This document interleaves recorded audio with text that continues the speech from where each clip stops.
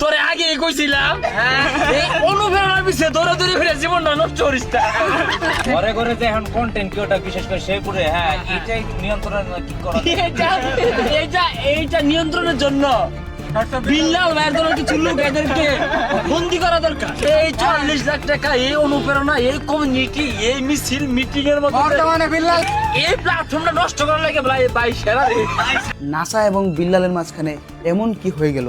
হুট করেই কেন নাসা বিল্লালকে ভরে দিচ্ছে? আপনাদেরকে আজকে আমি এটার সত্য কাহিনী শোনাবো। ভিডিওটিতে আমরা যা দেখলাম এটা কিন্তু আসল কাহিনী নয়।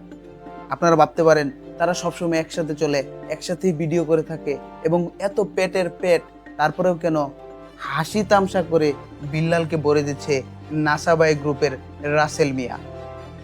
ভাই, কন্টেন্ট ক্রিয়েশন জার্নিটা বিল্লাল যে বলে আসলে কিন্তু সোজা নয়, সত্যি কিন্তু সোজা নয়। এই প্ল্যাটফর্মটা নষ্ট করার লাগে ভাই সেরা রে। বিল্লাল ভাই বর্তমানে মদ খায় গাড়ি চালাইতেছে ভাই। দিলাম মদ খায় গাড়ি চালায় ধন্যবাদ। কোনটা? তোরে আগে কইছিলাম এই অনুপ্রেরণার পিছে দৌড়াদৌড়ি করে জীবনটা নষ্ট করিস না। ভাইরাল রাসেল ভাই, ভাইরাল এটা। ঠিক আছে, রাখো যা সত্য তাই বললাম। সবাই ভালো থাকো, ভালো কিছু করো, দৌড়াদৌড়ি করো না, ভালো আমি কিছু কিছু করো। খাবো না বিল্লাল ভাই চালায়।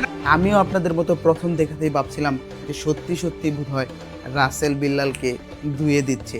আসলে ভাই সত্যিটা তা নয়, এটা হচ্ছে তাদের একটা সিক্রেট প্ল্যান। আপনারা লিজেন্ড হলে বুঝতে পারবেন এটা তাদের একটা স্ক্রিপ্টেড ভিডিও। আর তা না হলে এরকম নাম ধরে এই রাসেলের সাহস নাই যে নিজ এলাকার একজন কন্টেন্ট ক্রিয়েটর, মোটামুটি যাই হোক তার কিন্তু একটা পাবলিসিটি রয়েছে, রাসেল তাকে এরকম নাম ধরে ধুয়ে দিত না। এটা হচ্ছে বিল্লালের প্ল্যান এই সোশ্যাল মিডিয়াতে টিকে থাকার জন্য। এই যে আপনারা কিছুদিন আগে শুনলেন যে সে কন্টেন্ট ক্রিয়েটরদের থেকে পার ডে 10,000 টাকা করে নিবে। এটা আসলে কিছুই না। আপনি দেখেন কিছু কিছু ছোট ছোট ক্রিয়েটরদেরকে সাথে নিয়ে সে এই জায়গায় ওই জায়গায় ঘুরে বেড়াচ্ছে।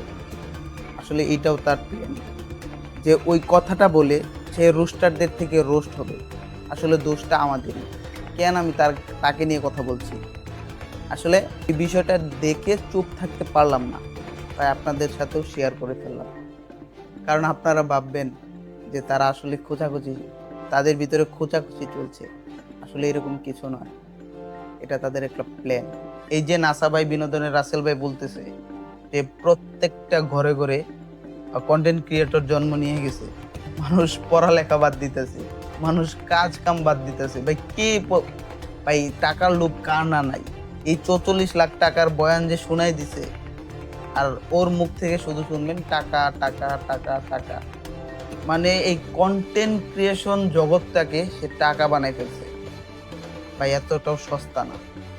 আমি একজন কন্টেন্ট ক্রিয়েটর, 2018 সাল থেকে আছি, আহামরি কোনো টাকা নাই। তো সকলে ভালো থাকবেন।